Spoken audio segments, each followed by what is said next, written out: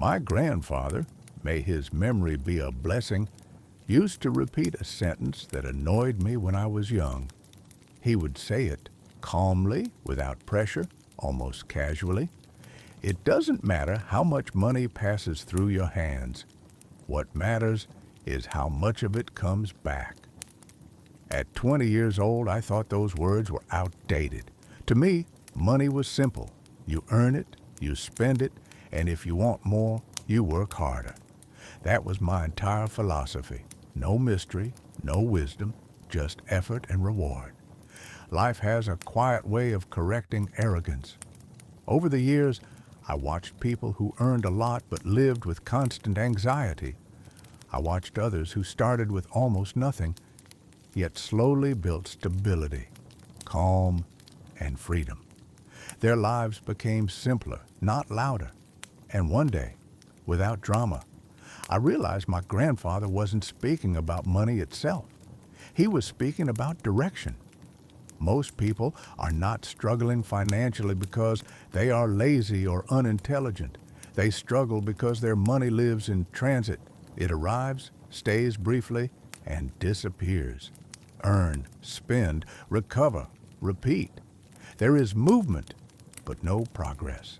People stay busy, exhausted, and confused, wondering why life feels harder every year, even though they work just as much, sometimes more. We are taught how to earn, but almost never taught how to build. From a young age, we are told to study, so we can find a job, to get a job, so we can earn a salary, and to earn a salary, so we can buy things. No one teaches us how to create systems that continue working after we are tired. We learn how to run, but not how to choose the direction of the road. Over time, I noticed a simple and uncomfortable pattern.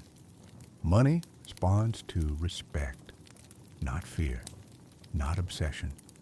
Respect. When you treat money as a tool, it behaves like a tool. It expands your options. It gives leverage.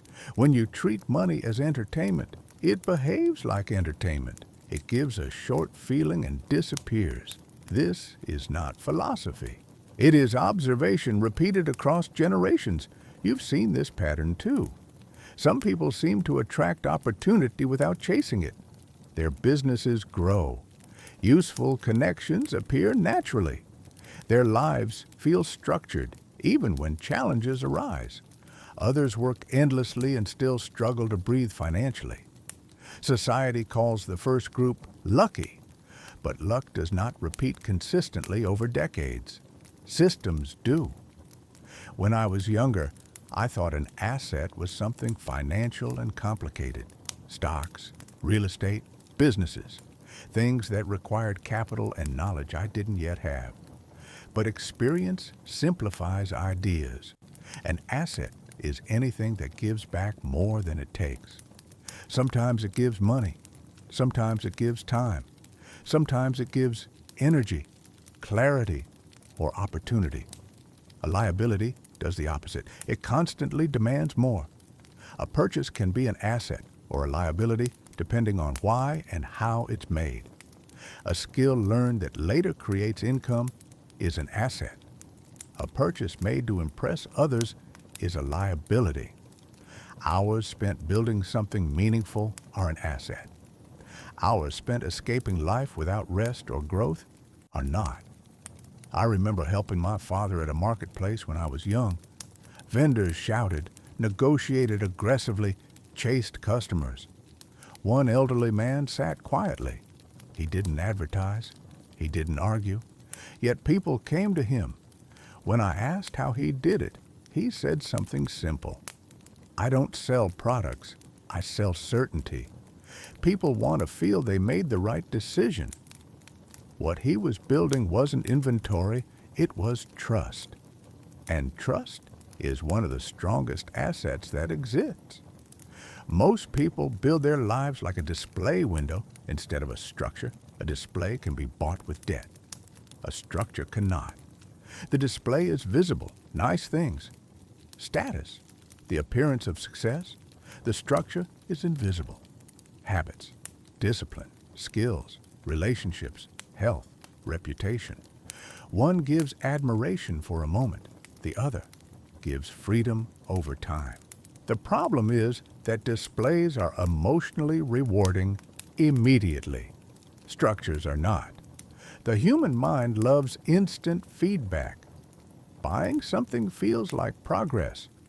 Building something rarely does at the beginning. So when money comes in, the instinct is to spend it in a way that makes life feel enjoyable right now. The problem is that enjoyment fades quickly, but obligations remain. An asset usually feels boring at first. Learning, training, saving, improving systems. They demand effort without immediate applause, but once they start working, they work quietly and consistently. And over time, they reduce pressure instead of increasing it. I once spoke with a man who told me his money always disappeared. He worked hard and felt stuck. I asked him where his money went. He didn't know. So we wrote it down together, every expense, no judgment, no advice, just clarity. When it was all visible, the pattern was obvious. Most of his spending produced nothing in return. No skills, no leverage, no future benefit. Just short distractions. I didn't criticize him. I asked one question. If even a small part of this money were redirected into something that could help you a year from now, would your life look the same? That question stayed with him. Awareness changes behavior more than motivation ever will. This is where the concept of an asset map begins. Not with investing tips, but with seeing clearly where your life force is going. Your time, your attention, your energy, your health, your relationships. Money simply follows these flows. Imagine placing yourself at the center of your life. Around you are areas, health, skills, knowledge, work, relationships, habits, reputation. Each one either feeds you or drains you. Time spent learning something useful feeds you. Time spent consuming endlessly without rest or insight drains you. Relationships that strengthen you feed you. Relationships that leave you empty drain you. Once you start seeing life this way, the question shifts. You stop asking, why don't I have more money? And start asking, why do I maintain so many things that give nothing back? That question is uncomfortable, but it is honest. People say money doesn't like people. That's not true. Money doesn't like chaos. It moves toward clarity, consistency, and structure. Where decisions are intentional, money stays longer. Where emotions lead, money leaves faster. An asset map is not a financial document. It's a way of seeing. One person receives money and asks how to spend it for comfort. Another asks how to direct it for strength. Those two questions create very different futures, even if the income is the same. And this is where honesty becomes essential. As long as you pretend your situation is fine, nothing changes. As long as you avoid looking closely at your choices, systems cannot form. But the moment you decide to see clearly, even if the truth is unpleasant, you are already richer than before.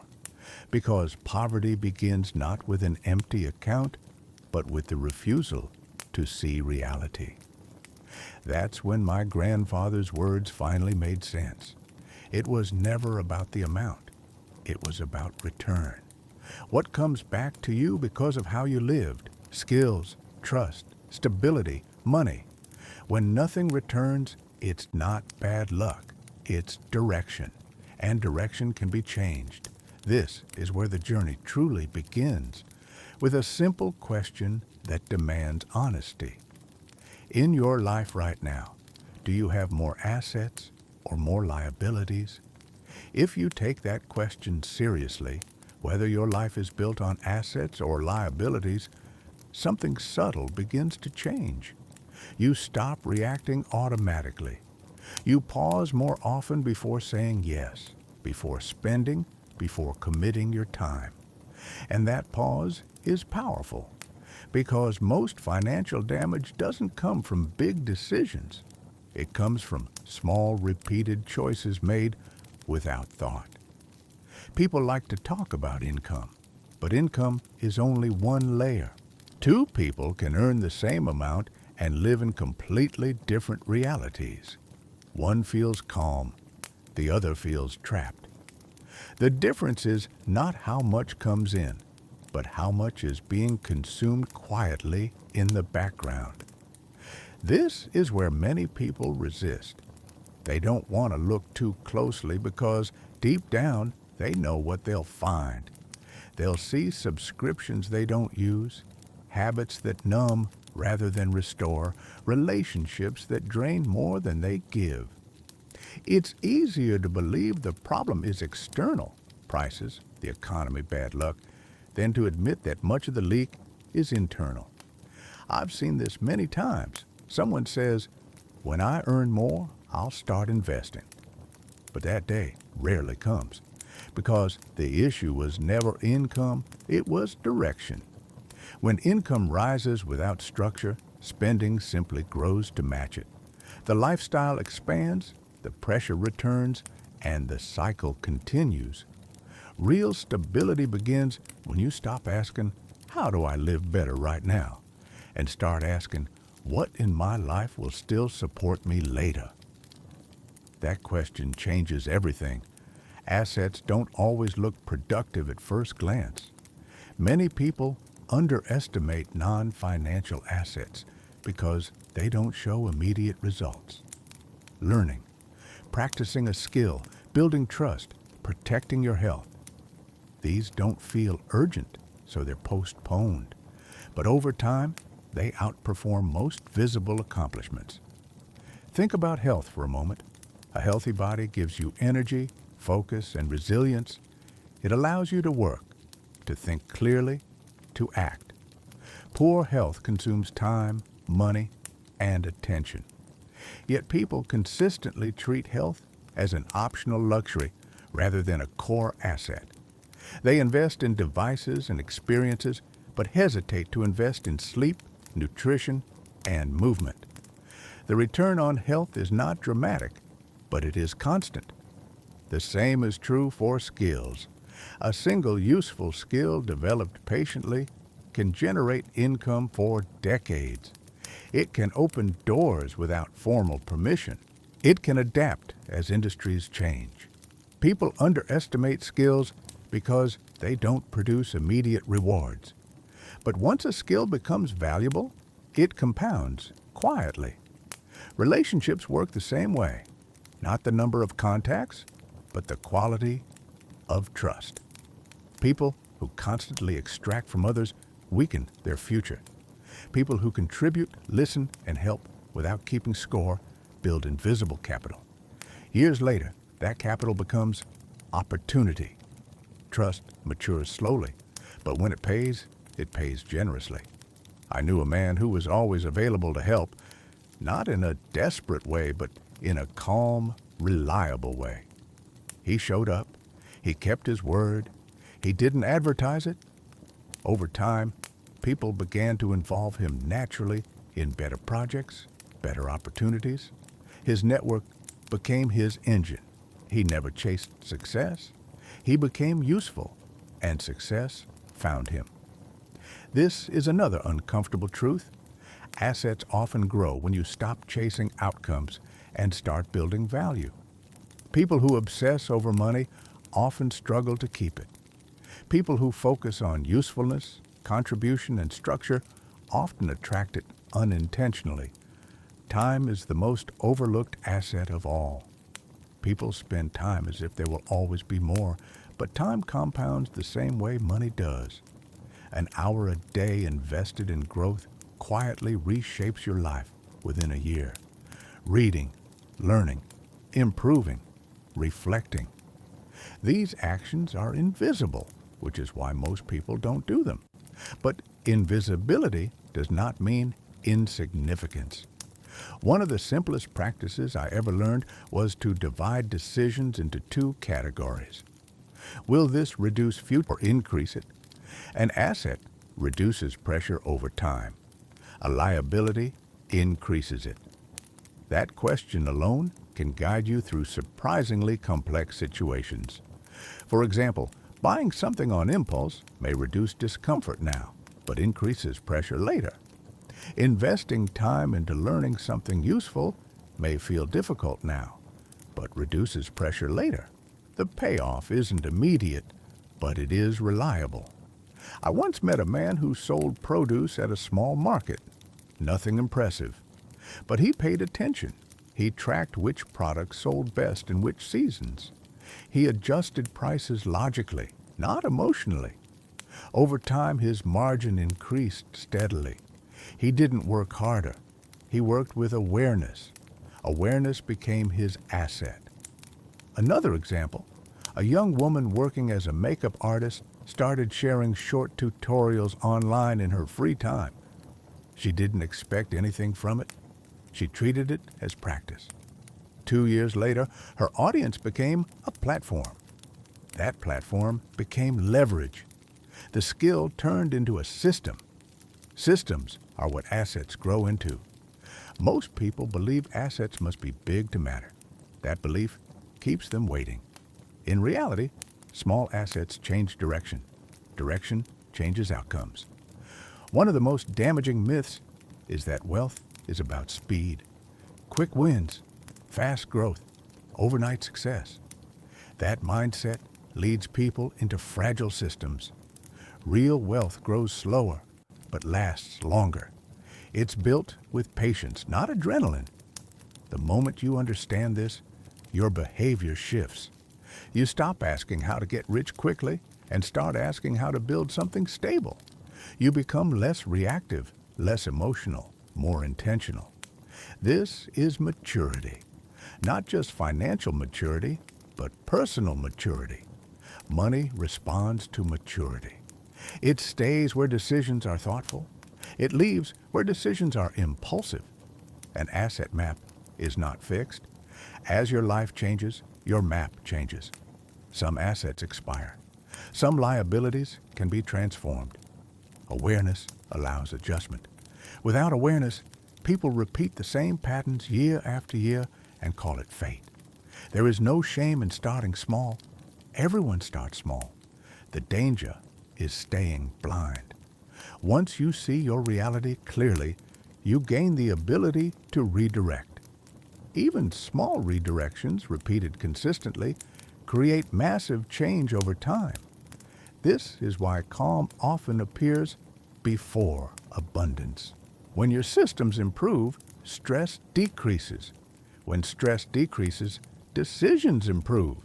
When decisions improve, results follow. Wealth is often a byproduct of order, and this brings us to the deeper layer of the asset map, the one most people avoid, because it's not about money or skills or habits. It's about character. Your character determines whether assets survive. Discipline, patience, honesty.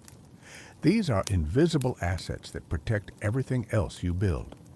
Without them, even the best opportunities collapse. I've seen people receive incredible chances and destroy them through impatience. I've seen others with limited resources build slowly and outlast everyone.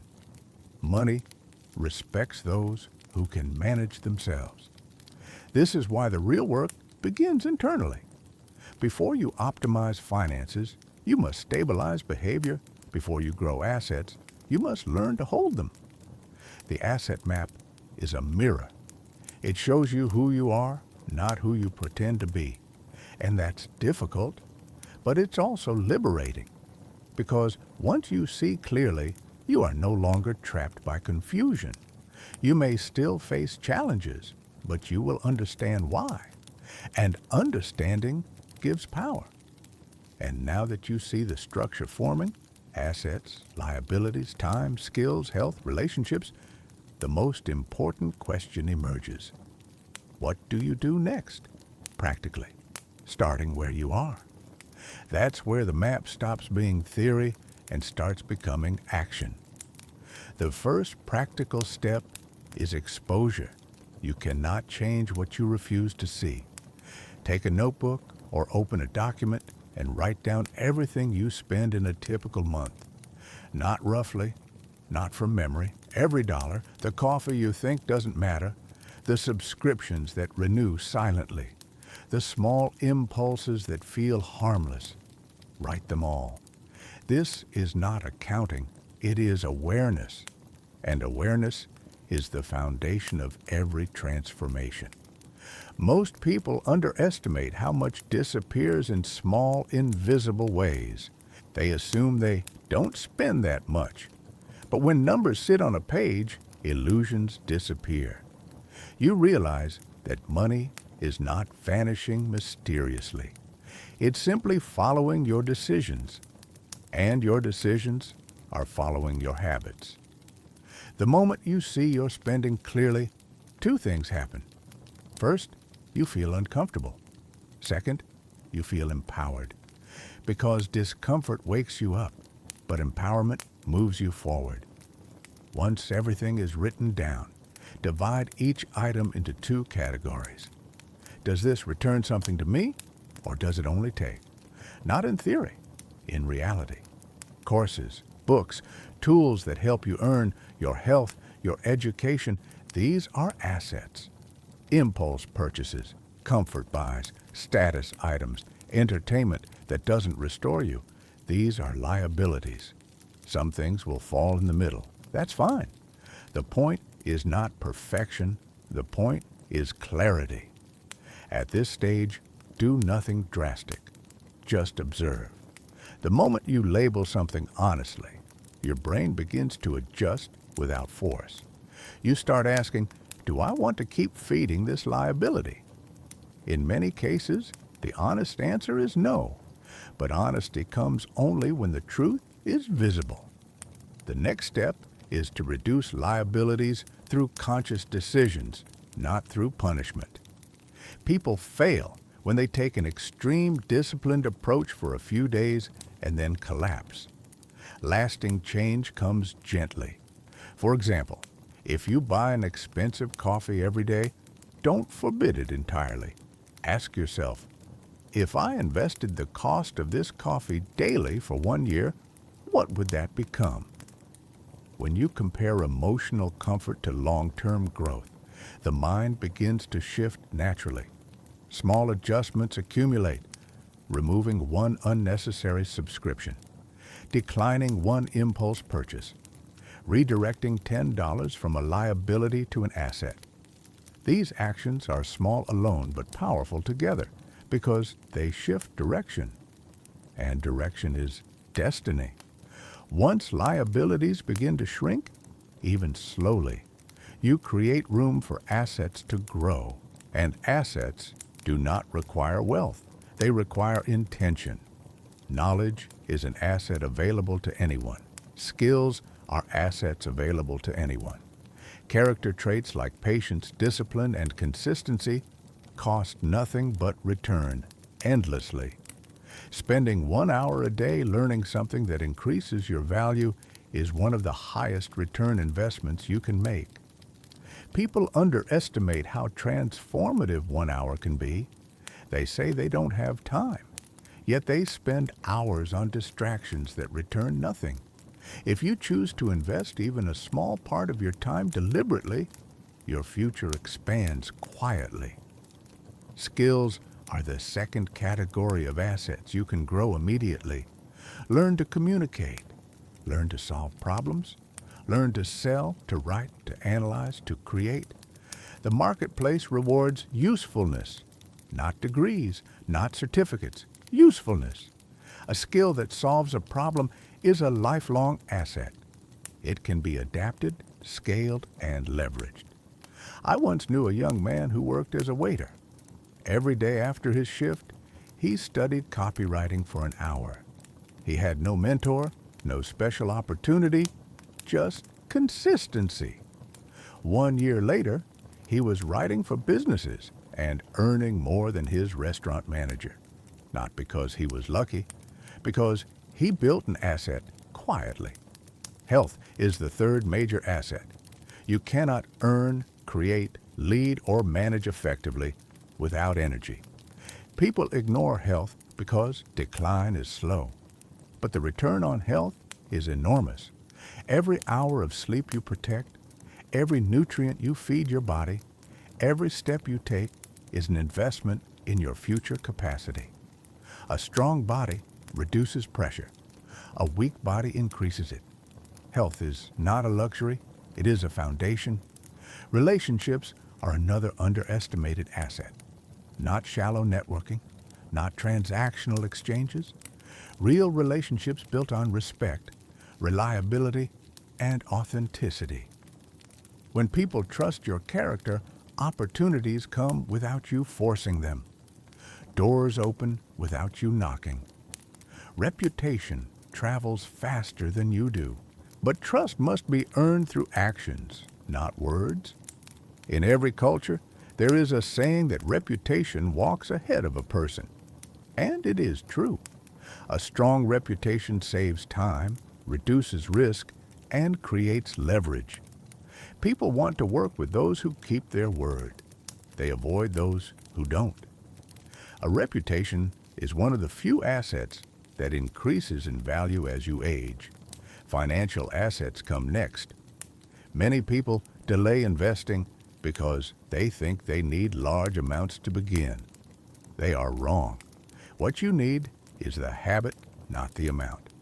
Even small contributions made consistently change your relationship with money. They create ownership, stability, and momentum. Divide your earnings into 3 parts: living, saving, and investing. Even tiny investments begin training your mind to think long-term. Money must move, but it must move with intention. Money that sits forever loses value. Money that moves recklessly disappears. Money that moves strategically multiplies. You don't need to understand everything. You just need to begin. A savings account, a simple investment, a small stake in a project. These steps matter more than waiting for the perfect moment. Time, however, is the greatest asset of all. It is the only resource you cannot replenish. People spend time as if life is endless, but it isn't. Every minute invested in growth compounds invisibly. Every minute wasted on noise dissolves quietly.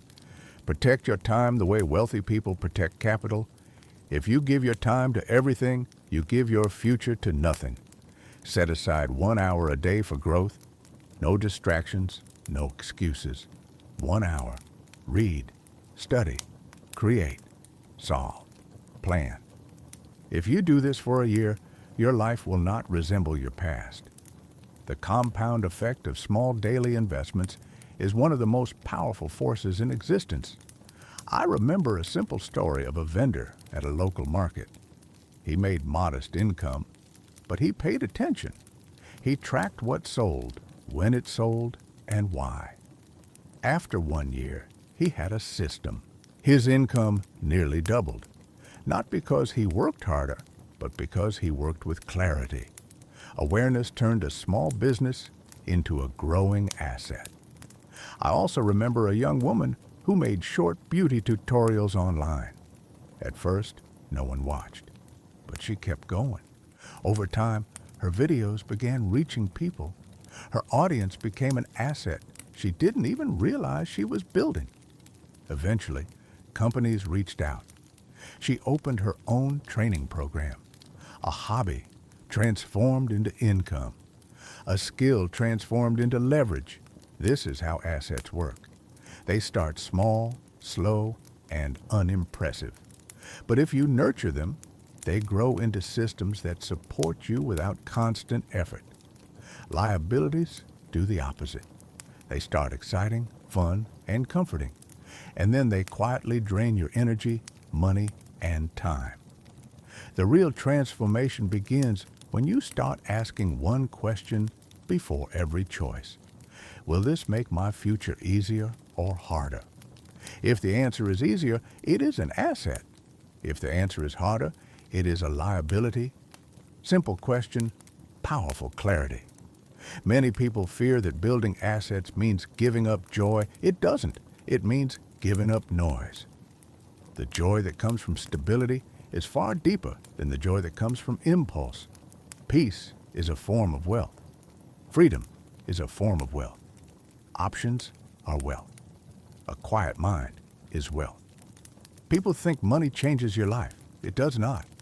Structure changes your life. Money simply follows structure. When you begin respecting what you have, multiplying what works, reducing what drains, and sharing what you can, you align yourself with principles that have sustained successful people for generations. Sharing is especially misunderstood. Sharing does not make you poorer. It strengthens your network, your reputation, your sense of meaning. Generosity, when genuine, creates movement. Movement creates opportunity. Wealth is not the result of accumulation alone. It is the result of alignment between your habits, your goals, your behavior, and your values. When these align, progress becomes natural. Not effortless, but natural. The more you build your asset map, the more you will notice something profound. Stress fades. Not because life becomes easy, but because you become prepared. You make decisions from clarity, not from fear. You stop reacting. You start choosing. And then, almost quietly, money starts returning. Not in explosive ways, but in stable, predictable ways. Because you are no longer losing it unknowingly. You are directing it intentionally. This is the true meaning behind my grandfather's words. It never mattered how much you once had. It mattered how much came back because of who you became. Money returning is not luck. It is respect. It is structure. It is the natural result of a person who treats their resources, not just money, but time, energy, attention, as valuable. In the end, wealth is not about acquiring more. It is about becoming someone who uses what they have wisely. Someone who builds, not just buys. Someone who grows, not just consumes. Someone who lives with intention rather than impulse. And when you reach that place, you finally understand that the greatest profit money can bring is not luxury or status. It is freedom.